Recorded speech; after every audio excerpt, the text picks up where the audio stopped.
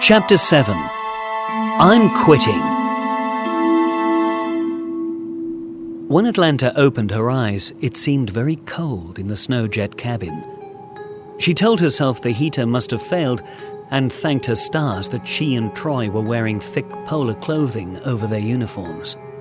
To her relief, the blizzard had ceased, and somewhere the low Antarctic sun was trying to break through the clouds. Troy was slumped over his controls, fast asleep. She smiled. She looked at her watch, but it had stopped. It had been going when they'd sought the shelter of the ridge. She thought it must have stopped after she'd fallen asleep. The clock on the control bank had stopped at exactly the same time. Strange. She supposed some magnetic disturbance had done it, for they must be very close to the magnetic pole. Troy? Wake up, Troy. Huh? We ought to start back as soon as possible. Phones and Marina must be getting mighty worried about us. Or maybe we ought to push on and try to reach that weather station after all. That's your decision. But if you want my advice, Troy... wake up! Come on! Don't you recognize me? Drink this down. We've got to get cracking before another blizzard blows up. Sure. Oh, careful, it's hot. Are you all right, Troy? All right. Sure, I'm all right. Stand by to submerge. Troy, we're not in Stingray. Yes, that's right. Guess I must have been dreaming. More coffee. I've got to get back to Stingray. Okay, we'll get back, Troy. Maybe that force field is gone and Phones has been able to contact Marineville. Slowly, Troy reversed the snowjet, then swung it towards the drifted snow. The force of the storm had piled it high in places and left clear avenues in others. In one of these avenues, the gleam of ice showed through, and Troy sent the vehicle skimming along it, using the hoverjets now and then to hurdle a snow mound or a narrow fissure. Presently, Atlanta saw the sea, with the penguins clustered in their droves on the pack ice at the edge. Her heart gave a little leap when she saw Stingray riding the ocean swell about a quarter of a mile out. Deep down, she had been harboring a secret dread that something might have happened to it in their absence. Whoever had put that force screen about it might have taken other, more aggressive action against the vessel. Let's go on, Troy. Let's search for an underground river. No, I can't go on. You can't? You mean... This mission's too tough for me to handle. I'm quitting. Quitting? But you can't quit now, Troy. How can you talk like that? I'm in command of the operation. I give the orders. The force screen's still there, Troy. Force screen? Atlanta did not reply. There was no sense in arguing with him, she felt. Better to wait till they were back in Stingray and tackle him with Phones and Marina. When the snowjet reached the ice bank, amid a chorus of scolding penguins and screeching skewers, she saw Phones and Marina smiling at them from the control cabin. She waved to them, but Troy ignored them. When Phones lowered the hatch gangway, Troy drove the machine across it mechanically, as if he were going through the routine subconsciously, rather than of his own volition. Hi, Atlanta.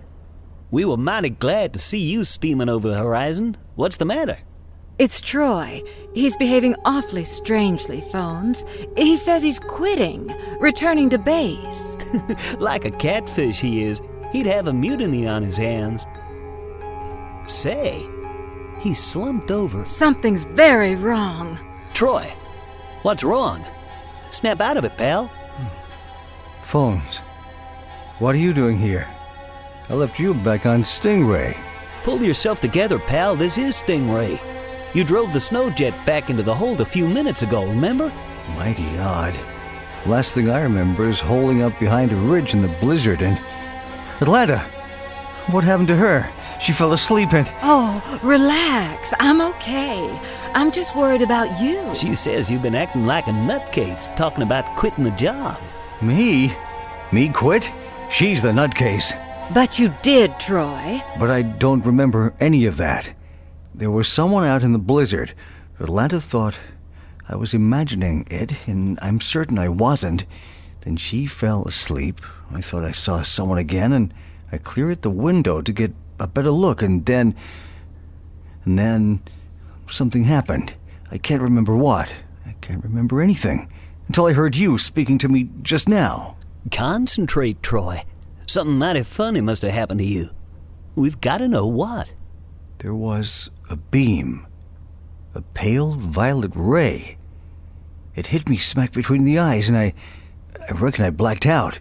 But it seemed as though there was a voice calling me from a long way off. Nothing more?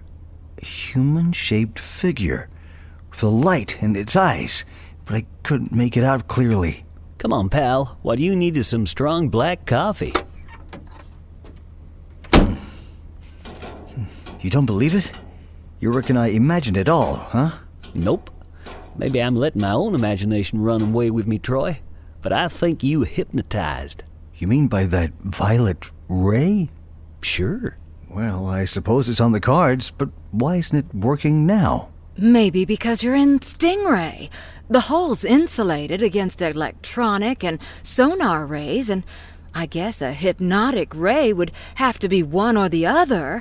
Once you got inside, your mind was freed, and you woke up without remembering what happened while you were hypnotized. Well, it sure fits. Sorry if I got you worried, Atlanta. Oh, hi, Marina.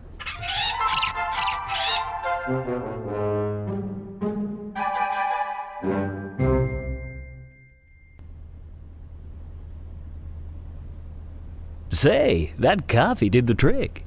I do feel much better, but who'd want to hypnotize me? Whoever put the force screen around Stingray, I guess. Remember Titan using the hypnotic ray when he captured those submarine aircraft carriers and tried to use them to attack Marineville? Yeah, but you said you didn't think Titan was behind this. I'm not so sure now. Well, I am, Phones. Sure that it's not Titan, I mean. If someone was out there in that blizzard with a ray, it couldn't have been an aquamphibian.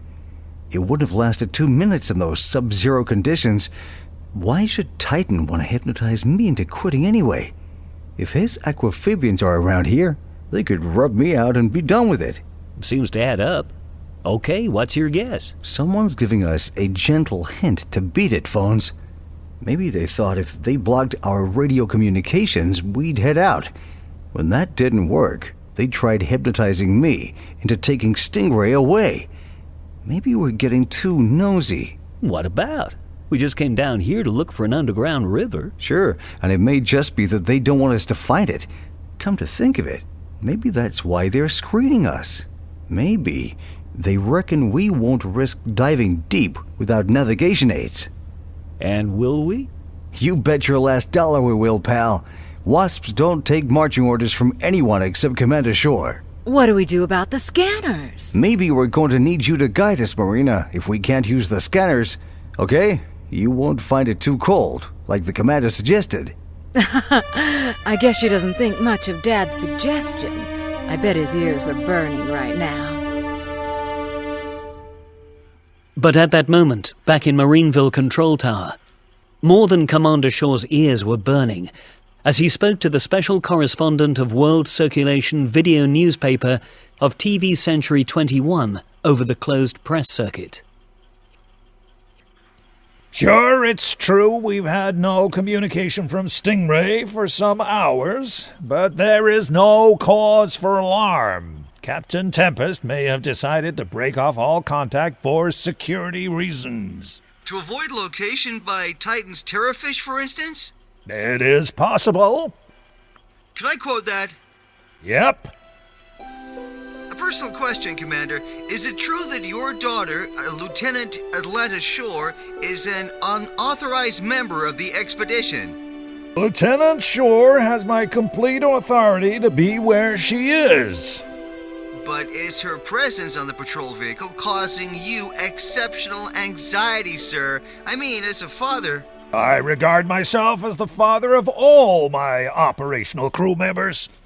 Naturally, I feel anxiety when they may be in danger. But I have every confidence in Lieutenant Shore. I am convinced she is pulling her weight in whatever tactical operation Captain Tempest is being forced to undertake. And you can quote that in full, young man. You're worried about Atlanta. Lieutenant Shore, sir. Of course I am, you young idiot. You were a father, you'd understand. Maybe I should have ordered Troy to return her to base. There wasn't all that urgency. Shall I alert an air-sea search, sir? Not yet, Lieutenant. As I told that reporter, Tempest may have his own reasons for silence. Order the tracking stations to keep trying to pinpoint the location where that last call came from. It won't be easy, sir. Radio transmissions in that region are subject to distortion because of the proximity to the magnetic pole. Sure. We know Stingray was heading for an area where increased radioactivity has been reported. For all we know, they may be under the ICECAP by now.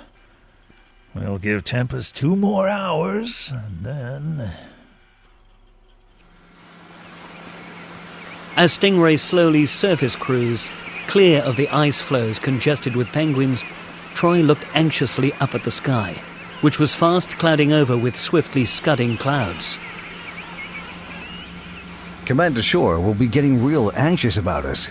If only we could spot an aircraft and beam it a light signal to let him know we're okay. Not much hope of that. The Transantarctic Airlines don't touch this sector, and the craft is supersonic anyway. They'd never see us. And with this weather blowing up, scientific survey craft will be grounded. I guess you're right, but... Troy, we should have thought of this before. A radio beacon buoy. You mean... Record a message and put it in the buoy with a time switch to operate, say an hour from now. If we set it adrift in the current, it'll travel slowly north and be well clear of here by the time it switches on. You're sure working your passage on this trip. Several minutes later, the buoy with its reassuring message was set adrift, well out to sea. It bobbed slowly in the wake of an iceberg that was gliding regally north. This wind will quicken it. Okay, stand by to submerge for Operation ICECAP.